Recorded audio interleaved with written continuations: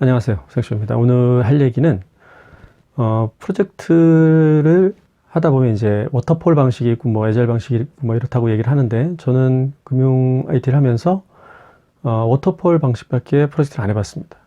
그래서 오늘은 그 워터폴 방식의 가장 기본 단계인 분석, 설계, 그다음에 개발, 그다음에 테스트, 오픈 및 이제 안정화 뭐 이렇게 단계가 진행되는데, 그 중에서 분석 단계에 대해서 뭐 경험했던 것들 잠깐 공유할까 합니다. 기본적으로 이제 분석 단계는 제안 요청서에 들어가 있는 이제 업무 범위에 대해서 좀 구체적으로 확인을 하는 단계라고 보시면 됩니다. 그래서 이번 프로젝트에서 우리가 어떤 업무를 할 것인가를 이제 정의하는 단계인데, 그 정의를 담는 그 산출물에는 일단은 요구사항 정의서라고 하는 문서가 있고요. 가장 중요한 문서입니다. 사실 어떻게 보면 프로젝트 통틀어서 가장 중요한 문서인 요구사항 정의서가 있습니다. 그리고 현행 시스템을 분석하는 현행 시스템 분석서 및 갭 분석서가 있을 수 있고요. 그 다음에 뭐 간략하게 미래 이미지를 청사진을 그리는 뭐 흐름도, 투비 업무 흐름도 정도가 있을 수 있습니다. 근데 그 중에서 이제 요구사항 정의서는 말씀드렸다시피 가장 중요한데, 크게는 기능 요구사항 정의서와 비기능 요구사항 정의서로 나뉘어집니다.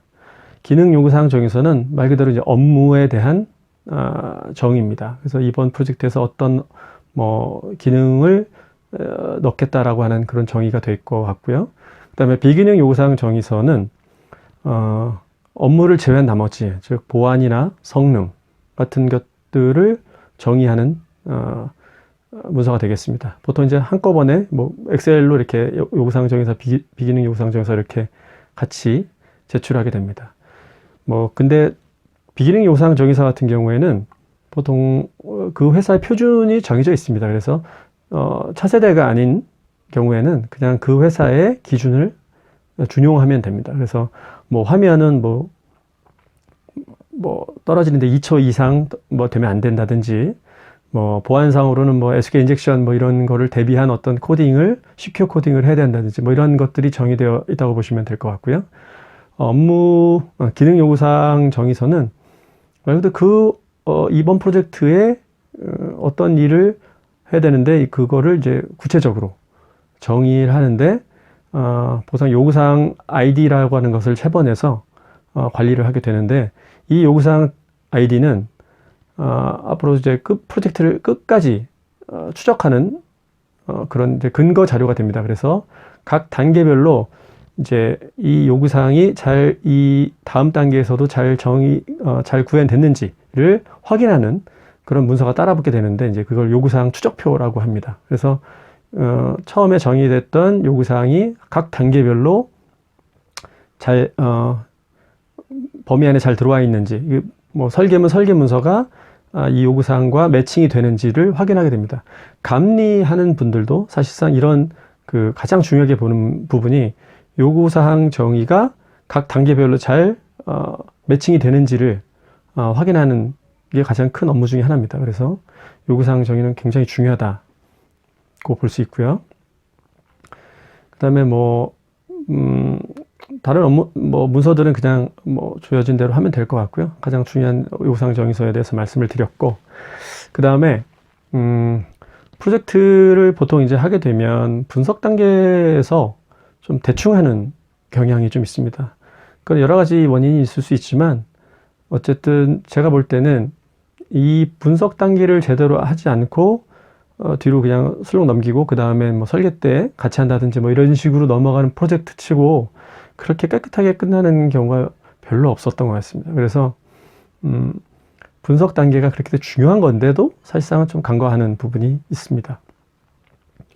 그 다음에 좀 분석 단계에서는 업무도 중요하지만 사실 처음 고객과 대면을 하는 자리고, 이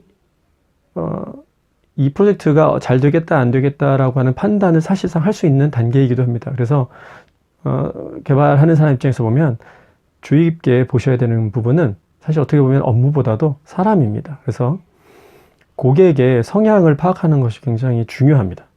되게 뜬금없는 소리일 수도 있지만 사실상 프로젝트는 사람끼리 하는 것이고, 그 사람의 성향을 파악하지 못하고 그냥 정해진 대로 진행하다 보면 반드시 후에 탈이 생기는 경우가 많습니다. 그래서 제가 드리고 싶은 말은 고객의 성향을 파악하는 게 굉장히 중요하고 그 중에서 주의해야 될 고객의 성향이 있습니다. 한 두 가지만 말씀을 드리면, 나몰라라형이 있습니다. 보통 이제 하기 싫은데 억지로 프로젝트를 이렇게 맡게 된 경우, 업무도 이제 하기 싫고, 그 다음에 하다 보니까 이제 막 알아서 수행사에게 떠넘기는 형태로 일을 진행하게 됩니다. 그럴 경우 나중에 이제, 뒤통수를 쳐서, 굉장히 프로젝트가 나중에 뒤바뀌는 형태로 일이 진행되는. 그래서 어쨌든 개발자들이 힘들어지는 그런 고객 유형이 될 것 같고요. 두 번째는, 우유부단한형입니다. 그래서 결정을 못 합니다. 업무도 어느 정도 알고, 관심도 있는데, 사실상 이게 맞나? 저게 맞나? 이렇게 결정을 못 합니다. 그러니까 의사결정을 명확하게 해주지 않기 때문에 계속 뒤로 질질질 끌려다니는 형태로 프로젝트를 하게 됩니다.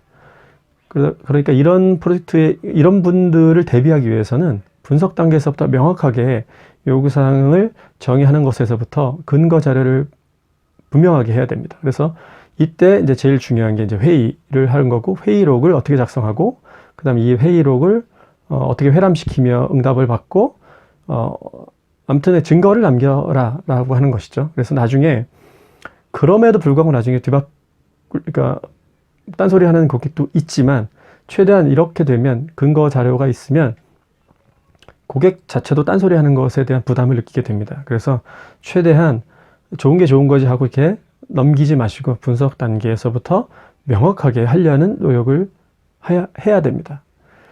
그럼 굉장히 좋은 고객은 어떤 성향의 고객이냐? 사실상 그 업무에 대해서 굉장히 오랜 경험이 있어서 자기가 알고 있는 지식이 전부다라고 생각하는 고객입니다. 그래서 의사결정이 분명하죠. 그리고 계속 중요하게 해야 될 업무와 잘잘하게 이런 건 넘어가도 좋다라고 하는 거를 구별할 수 있는, 그리고 자기가 의사결정할 수 있는 그런 배포와 배짱이 있는 하여튼 그런 고객이 굉장히 그 개발하는 사람 입장에서는 굉장히 좋은 고객입니다.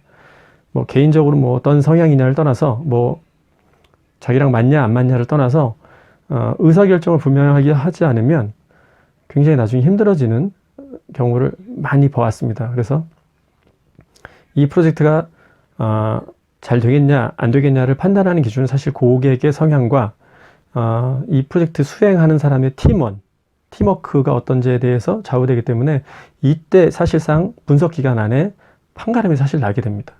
네, 오늘은 여기까지 하겠습니다.